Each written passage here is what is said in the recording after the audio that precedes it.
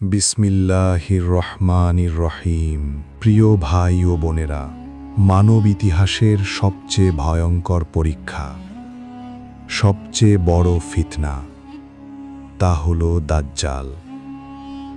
এমন এক ফিতনা যার ভয় থেকে বাঁচার জন্য রাসূলুল্লাহ সাল্লাল্লাহু আলাইহি ওয়াসাল্লাম নিজেও আল্লাহর কাছে আশ্রয় চাইতেন, আর সাহাবায়ে কেরাম কাপা কণ্ঠে দোয়া করতেন। কিন্তু প্রশ্ন হল, এই দাজ্জাল কে?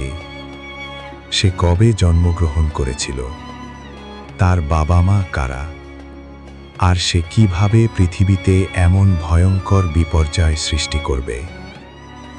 আজকের এই ভিডিওতে আমরা জানব দাজ্জালের জন্ম রহস্য, তার ভয়ঙ্কর ক্ষমতা এবং তার শেষ পরিণতি। তাই অনুরোধ, ভিডিওটি শেষ পর্যন্ত মনোযোগ দিয়ে দেখবেন। প্রিয় বন্ধুরা, রাসূলুল্লাহ সাল্লাল্লাহু আলাইহি ওয়াসাল্লাম বলেছেন, দাজ্জাল পৃথিবীতে না আসা পর্যন্ত কিয়ামত সংঘটিত হবে না। তিনি দাজ্জালের যে বর্ণনা দিয়েছেন তা শুনলে আজও বুক কেঁপে ওঠে।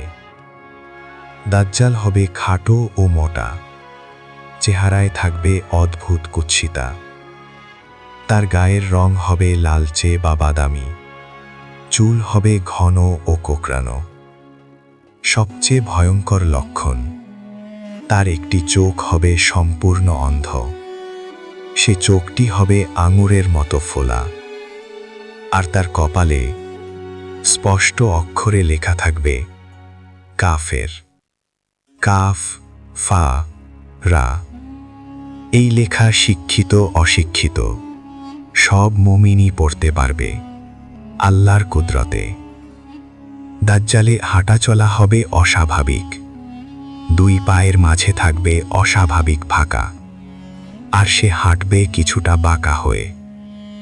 পৃথিবীতে এসে প্রথমে সে নিজেকে নবী দাবি করবে, এরপর নাউজুবিল্লাহ নিজেকে খোদা বলে ঘোষণা করবে। মানুষকে ধোঁকা দেওয়ার জন্য আল্লাহ তাকে দুনিয়ার পরীক্ষা স্বরূপ অসাধারণ ক্ষমতা দেবেন।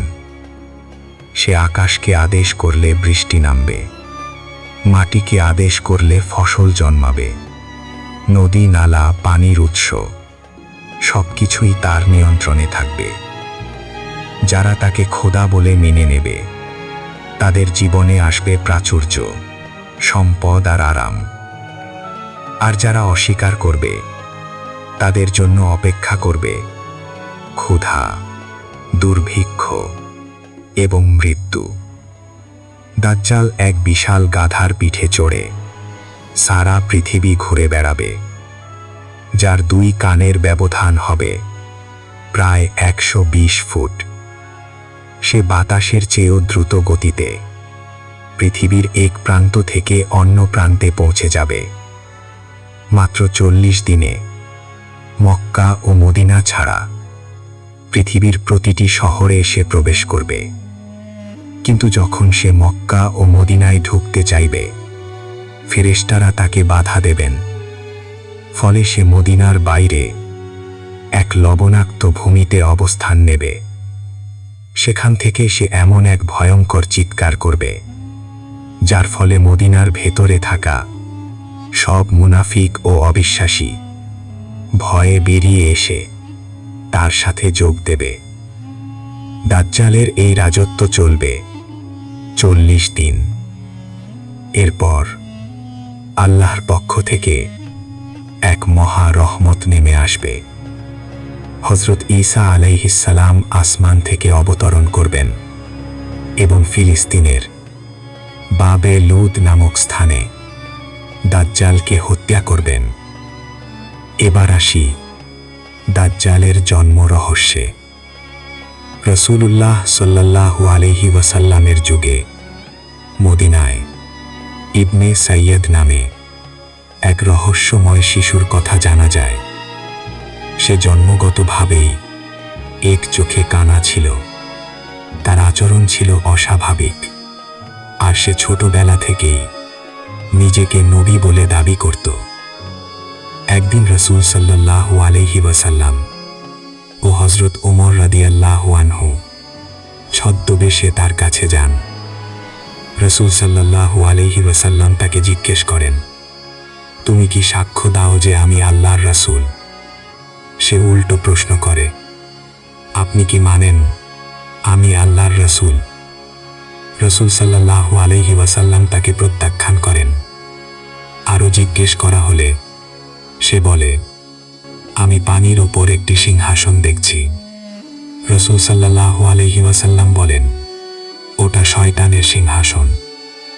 হযরত ওমর রাদিয়াল্লাহু আনহু তাকে হত্যা করতে চাইলে রাসূল সাল্লাল্লাহু আলাইহি ওয়াসাল্লাম বলেন, সে যদি দাজ্জাল হয় তবে তাকে হত্যা করার দায়িত্ব ঈসা আলাইহিস সালামের, আর যদি সে দাজ্জাল না হয় তবে নিরপরাধ কাউকে হত্যা করা যাবে না।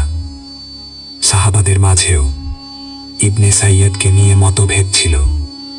কেউ কেউ বলেন, সে বলেছিল, আমি দাজ্জালের বাবা মাকে চিনি, এমনকি দাজ্জাল এখন কোথায় আছে তাও জানি।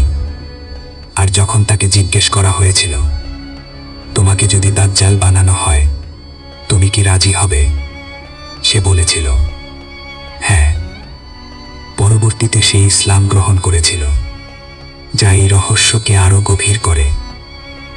অনেক আলেমের মতে হযরত সুলাইমান আলাইহিস সালামের যুগে দাজ্জালকে এক নির্জন দ্বীপে শিকল দিয়ে বন্দী করা হয়েছে, যা কিয়ামতের আগে মুক্ত হবে।